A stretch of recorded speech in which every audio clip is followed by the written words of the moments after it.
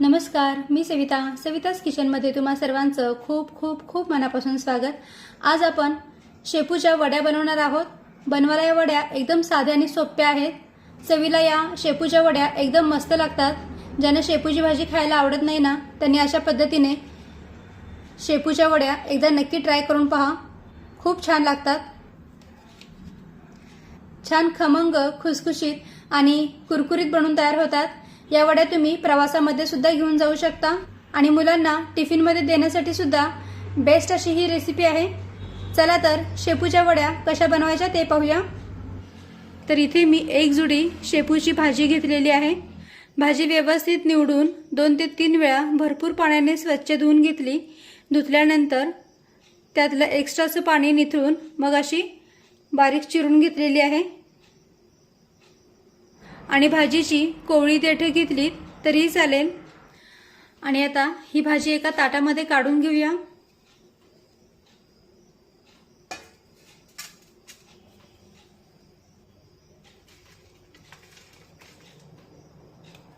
तर मी इथे एका परातीमध्ये ही भाजी काढून घेतलेली आहे, जेणेकरून सर्व साहित्य यामध्ये व्यवस्थित मिक्स करून घेता येईल। आता या भाजीमध्ये टाकण्यासाठी इथे मी 1 वाटी बेसन पीठ घेतलेलं आहे, पण संपूर्ण 1 वाटी बेसन पीठ मी यामध्ये सुरुवातीला टाकणार नाहीये। सुरुवातीला मी अर्धी वाटीच बेसन पीठ टाकून घेते।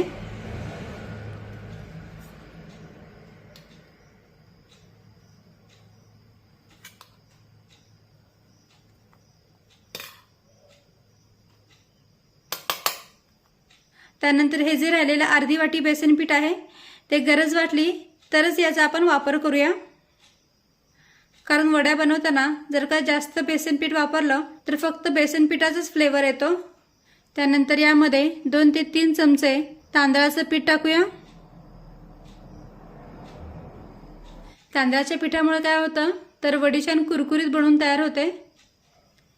त्यानंतर यामध्ये टाकण्यासाठी मी मिरचीचं वाटण तयार करून घेतलेलं आहे। तर यामध्ये 7 ते 8 हिरव्या मिरच्या, 10 ते 12 लसूण पाकळ्या आणि थोडंसं अद्रक हे मिक्सरमध्ये थोडंसं जाडसर वाटून घेतलेलं आहे। आता हे मिरचीचं वाटण आपण या भाजीमध्ये टाकूया। तर मिरची तुम्ही तुमच्या आवडीनुसार कमी जास्त करू शकता, पण वडी नेहमी तिखटच खायला छान वाटते, त्यामुळे मी इथे मिरचीचा वापर थोडा जास्त केलेला आहे, पण तुम्ही तुमच्या आवडीनुसार मिरची टाकू शकता। त्यानंतर 2 ते 3 चमचे पांढरे तीळ घेतलेले आहेत, यातले थोडेसे आपण यामध्ये टाकूया। चमचाभर शिल्लक ठेवलेले आहेत, याचा वापर आपण नंतर करूया। त्यानंतर अर्धा चमचा ओवा टाकूया। ओवा हातावर चोळून यामध्ये टाकूया, म्हणजे मग त्याचा फ्लेवर वडीमध्ये छान उतरेल।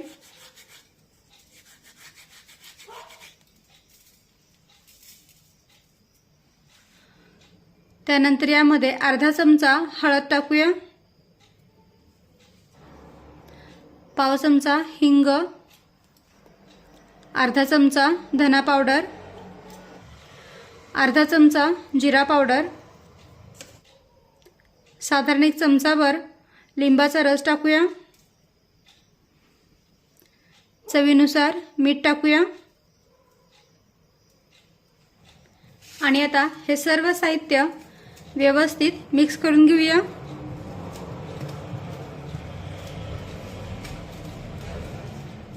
यामध्ये लगेचच पाणी टाकायची घाई करायची नाही, कारण भाजीमध्ये सुद्धा पाण्याचं प्रमाण असतंच।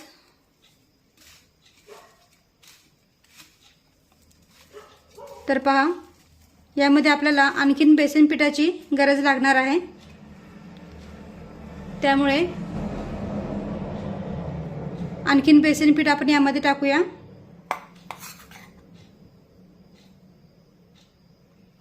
गरजेनुसारच बेसन पिठाचा वापर करायचा।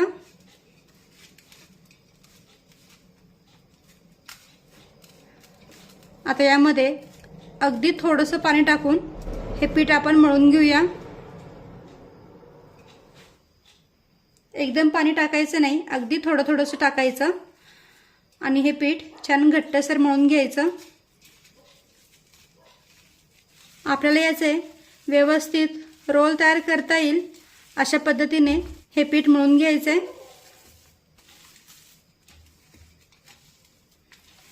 तर पहा छान असं हे मिश्रण मळून घेतलंय। जास्त घट्ट पण मळायचं नाही आणि जास्त सैलसर पण मळायचं नाही। आणि मी इथे संपूर्ण 1 वाटी बेसन पिठाचा वापर केलेला नाही आहे। जेमतेम पाऊण वाटी पीठ मला लागलेलं आहे आणि पाव वाटी पीठ शिल्लक आहे। आता या पिठावर थोडंसं तेल टाकूया। तेल सगळीकडे व्यवस्थित लावून घेऊया।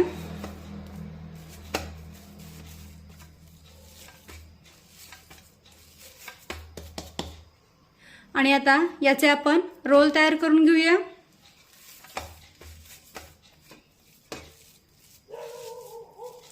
जास्त जाड रोल बनवायचे नाहीत, नाहीतर मग वडी आतून शिजायला थोडा जास्त वेळ लागतो।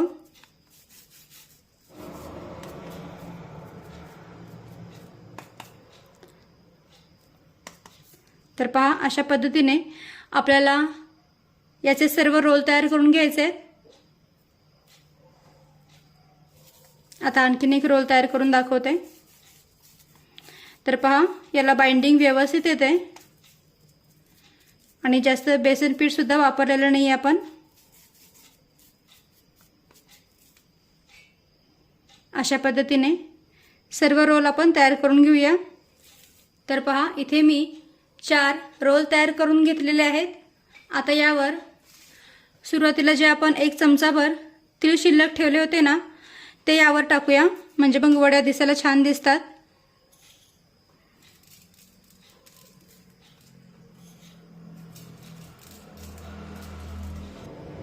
आता हे तीळ यावर थोडेसे हलक्या हाताने दाबून घेऊया, म्हणजे मग तीळ या मिश्रणावर व्यवस्थित सेट होतील। त्यानंतर इकडे मी गॅसवर एका पातेल्यामध्ये पाणी उकळी येण्यासाठी ठेवलेलं आहे। तर पाण्याला आपल्या छानपैकी उकळी आलेली आहे आणि या चाळणीला मी तेल लावून घेतलेलं आहे, जेणेकरून वड्या या चाळणीला चिटकून राहणार नाही। आता ही चाळण या पातेल्यावर ठेवूया आणि या वड्या या चाळणीवर व्यवस्थित ठेवून घेऊया।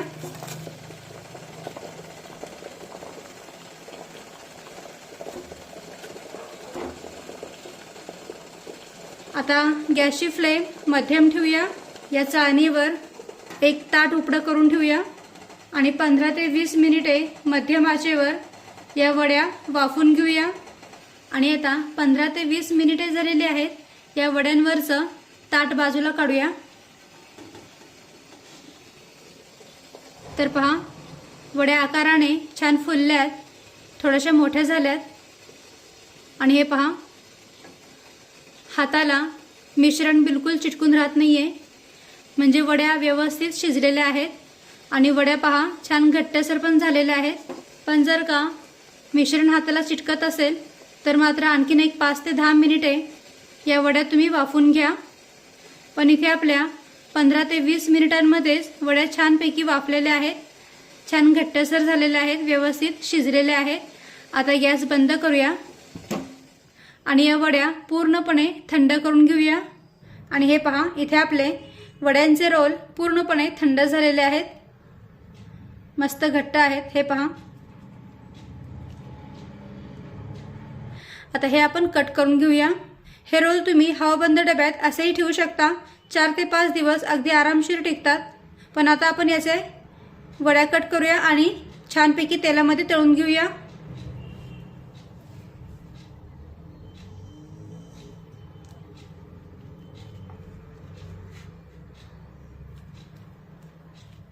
मस्त। तर पहा वड्या अगदी व्यवस्थित कट होत आहेत।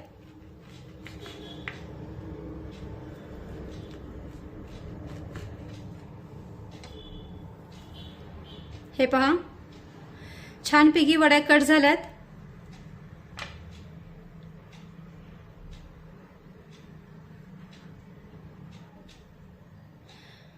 आणि आता अशाच पद्धतीने राहिलेल्या सर्व वड्या आपण कट करून घेऊया।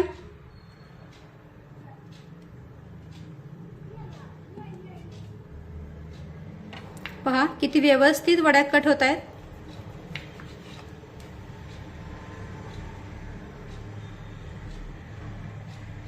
तर इथे मी सर्व वड्या कट करून घेतलेल्या आहेत. तुम्ही पाहू शकता छानपैकी या वड्या कट झाल्यात. आणि आता या वड्या आपण तेलामध्ये छानपैकी तळून घेऊया. तर इकडे गॅसवर मी कढईमध्ये तेल गरम करण्यासाठी ठेवलेलं आहे. खूप कडकडीत तेल गरम करून घ्यायचं नाही. तेल मध्यम आचेवर गरम झालं की मग या तेलामध्ये या वड्या सोडूया. गॅसची फ्लेम लो टू मीडियमच ठेवा.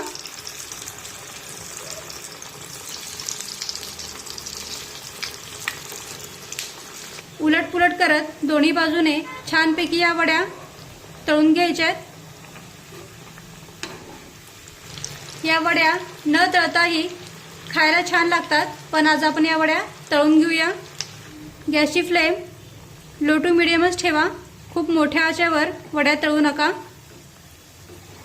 आणि अशा पद्धतीने उलटपुलट करत छान सोनेरी रंगावर या वड्या दोन्ही बाजूने छानपैकी आपल्याला तळून घ्यायच्या आहेत. जाड किंवा मग पातळ तुमच्या आवडीप्रमाणे तुम्ही वड्या कट करू शकता. तर मी इथे थोड्याशा मध्यम आकारामध्येच वड्या कट करून घेतलेल्या आहेत. तुम्ही पाहू शकता या वड्या चवीला खूप छान लागतात. ज्यांना शेपूची भाजी खायला आवडत नाही ना, त्यांनी अशा पद्धतीने शेपूच्या वड्या करून खायला काही हरकत नाही. वड्यांना सतत उलटपुलट करत राहायचं, म्हणजे मग त्या दोन्ही बाजूने छानपैकी तळल्या जातात. छान सोनेरी रंगावर आपल्याला या वड्या तळून घ्यायच्या आहेत. तर पहा, दोन्ही बाजूने वड्या छानपैकी सोनेरी रंगावर तळलेल्या आहेत. छान रंग आलेला आहे वड्यांना. आता या आपण काढून घेऊया. वरून जे आपण तीळ टाकले आहेत ना, ते पण सुंदर दिसत आहेत वड्यांवर.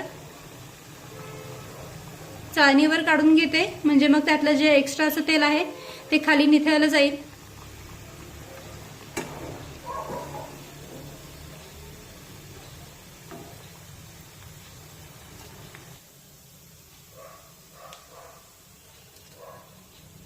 मस्त, खूप सुंदर रंग आलेला आहे वड्यांना.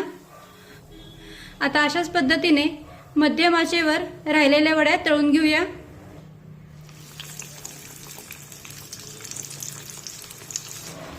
तर पहा, वड्यांची दुसरी बॅच सुद्धा अगदी व्यवस्थित तळलेली आहे. छान खमंग आणि खुसखुशीत झाले, कुरकुरीत झाले. वड्यांना आतून छान जाळी पडले, याचा अर्थ आतपर्यंत वड्या अगदी व्यवस्थित तळलेल्या आहेत. लो टू मीडियम फ्लेमवर वड्या तळून घेतल्या ना की मग त्या आतपर्यंत अगदी छान खमंग आणि खुसखुशीत तळल्या जातात. मस्त रंग आलेला आहे वड्यांना, तुम्ही पाहू शकता. आता या वड्या सुद्धा आपण काढून घेऊया. छान कुरकुरीत वड्या झाल्यात.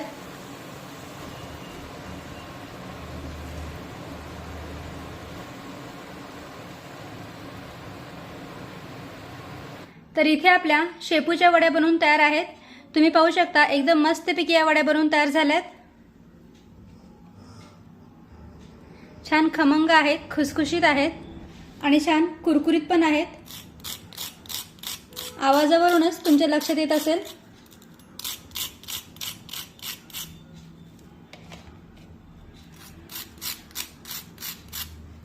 पहा, आणि वड्या बिलकुल तेलकट झालेल्या नाही आहेत. या वड्या दह्यासोबत, टोमॅटो सॉस सोबत किंवा मग तुमच्या आवडीच्या चटणीसोबत तुम्ही खाऊ शकता. नुसत्या जरी खाल्ल्या ना तरी चवीला खूप छान लागतात. ज्यांना शेपूची भाजी आवडत नाही त्यांनी अशा पद्धतीने शेपूच्या वड्या नक्की ट्राय करून पहा. खूप छान लागतात आणि बनवायला पण खूप साध्या आणि सोप्या आहेत. या वड्या तुम्ही प्रवासामध्ये सुद्धा घेऊन जाऊ शकता. 4 ते 5 दिवस अगदी आरामशीर टिकतात. मुलांना सुद्धा टिफिनमध्ये देण्यासाठी एकदम बेस्ट अशी ही रेसिपी आहे. तर नक्की करून पहा. आणि व्हिडिओ आवडला असेल तर व्हिडिओला प्लीज लाईक करा, शेअर करा आणि सबस्क्राईब करायला विसरू नका. थँक्यू.